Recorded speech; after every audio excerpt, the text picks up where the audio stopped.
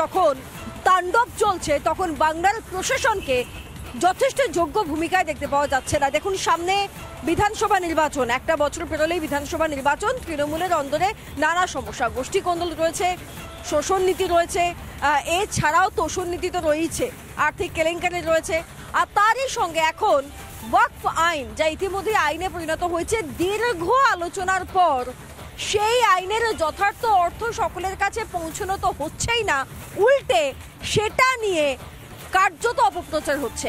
বীরভূমের মুরারইতে এই ওয়াকফ আইনের বিরোধিতা, শতাব্দী রায়কে দেখে সেখানে তার বিরুদ্ধেই বিরোধিতা করা হয়, সেটা আবার তৃণমূল ধামাচাপা দেওয়ার চেষ্টা করছে। এখানেই শেষ নয়, পাণ্ডবেশ্বরে চলে যান, সেখানে তৃণমূলেরই এক পঞ্চায়েত সমিতির কর্মাধ্যক্ষ, তিনি অপপ্রচারে সামিল হয়েছেন এই ওয়াকফ আইন নিয়ে। দেখুন পরিস্থিতি।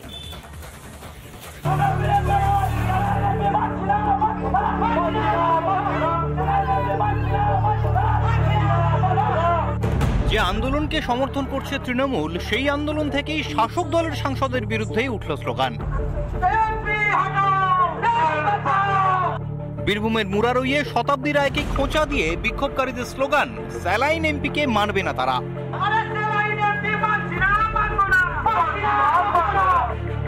গত ৩রা এপ্রিল লোকসভায় পাশ হয় ওয়াকফ সংশোধনী বিল।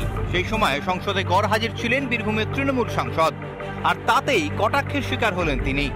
এমপি যিনি যায়নি, কি কারণে যায়নি তাকে পার্টি জিজ্ঞেস করবে, মুসলমান জিজ্ঞেস করবে, সমাজ জিজ্ঞেস করবে কি কেন আপনি জানেন না পক্ষে, যখন আপনি চেঁচিয়ে চেঁচিয়ে বলতে পারছেন তো ভোট দিতে কেন জানেন না। নিশানা করা হচ্ছে সাংসদকে, অথচ ব্লক তৃণমূল সভাপতি কিনা ব্যস্ত বিষয়টা ধামাচাপা দিতে। এটা কেউ হয়তো পাশ থেকে বলে ফেলেছে, বিচ্ছিন্ন একটা ঘটনা, এটাকে বড় করে ধরলে হবে না, এটা বিচ্ছিন্ন। এদিকে পশ্চিম বর্ধমানের পাণ্ডবেশ্বরেও মিছিল হয়, সেখান থেকে নয়া ওয়াকফ আইনের বিরুদ্ধে মিথ্যে প্রচারে ব্যস্ত তৃণমূল নেতারা। ওয়াকফ বিলটা পাস করে দিয়েছে যে মুসলিমদিকে এখানে মাটি দেওয়া হবে না, মসজিদ করা হবে না, আজান দেওয়া হবে না, মাদ্রাসা বন্ধ করতে হবে, মাদ্রাসা চালু থাকবে না, এইসব নিয়ে আমাদের মুসলমানদের উপর একটা অত্যাচার করছে। কেন মানুষকে ভুল বোঝাচ্ছেন পাণ্ডবেশ্বর পঞ্চায়েত সমিতির কর্মাধ্যক্ষ? কি উদ্দেশ্যে লোক খেপাচ্ছেন তিনি? রিপাবলিক বাংলা।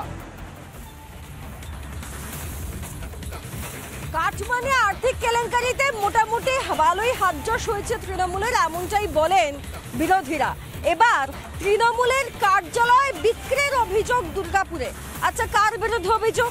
তৃণমূল নেতাদেরই বিরুদ্ধে অভিযোগ, তৃণমূলেরই কার্যালয় বিক্রির, আর সেই নেই তুমুল বচসা। দেখুন।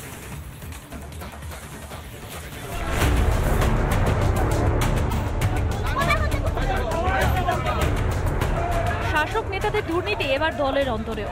আবাসের ঘর চুরিতে হাত পাকানো শাসক নেতাদের নজরে এবার তৃণমূলের দলীয় কার্যালয়। তৃণমূলের দলীয় কার্যালয়ে এবার বিক্রির অভিযোগ খোদ তৃণমূল নেতাদের বিরুদ্ধে, জানিয়ে শোরগোল দুর্গাপুরে। সোমবার ধন্দ্রা এলাকায় একটি দলীয় কার্যালয়ে ফ্লেক্স টাঙানোকে কেন্দ্র করে অশান্তি বাধে, যা পরে রীতিমতো হাতাহাতিতে পৌঁছয়।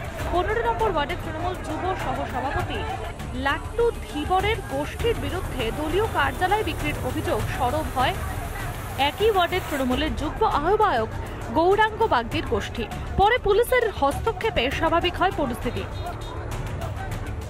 এটা কিছুই না, বিগত দিনে আমাদের আরেকটি পার্টি অফিস আছে, সেটা হচ্ছে অগ্রণী দলের পার্টি অফিসটা, সেটা অলরেডি বিক্রি হয়ে গেছে কোনো এক নেতার হাতে, বিজেপি নেতার হাতে। কিন্তু এখন সেই নেতারা এবার এদিকে কিছু মুখোশধারী তৃণমূলকে দায়িত্ব দিয়েছে যে এই পার্টি অফিসটা কোনো রকম সিন্ডিকেট করে বিক্রি করার একটা চক্রান্ত।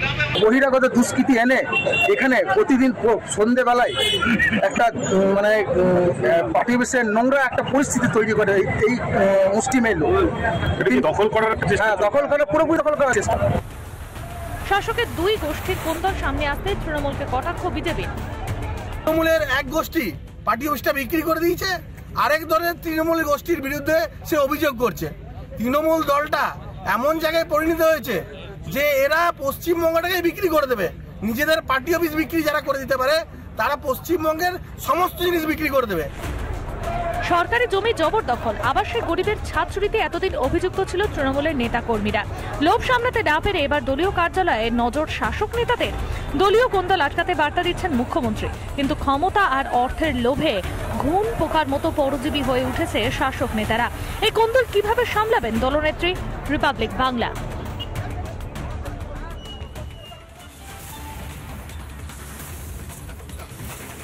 শহরে জেলায় চাকরি হারাদের বিক্ষোভ, প্রশাসনের অসহিষ্ণুতা, পাশাপাশি ওয়াকফ আইন নিয়ে দিকে দিকে তাণ্ডব।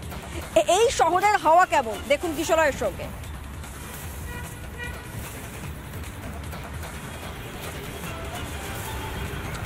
এই শহরের হাওয়া কেমন তা স্পষ্ট হচ্ছে আমার পিছনে বসে থাকা এই শিক্ষকরা যারা বসে আছেন আজ রাস্তায় এবং তাদের জন্য জল নিয়ে এসেছেন। সাধারণ মানুষ তাদের সমর্থনে রয়েছেন এবং জল দেওয়া হচ্ছে ওনাদেরকে। কি হচ্ছে এখানে, হাওয়া কেমন, কতটা খারাপ অবস্থা আজ শহরের এবং রাজ্যের হাওয়ার, সেই নিয়ে ফিরছি ছোট্ট বিরতির পর। দেখতে থাকুন রিপাবলিক বাংলা।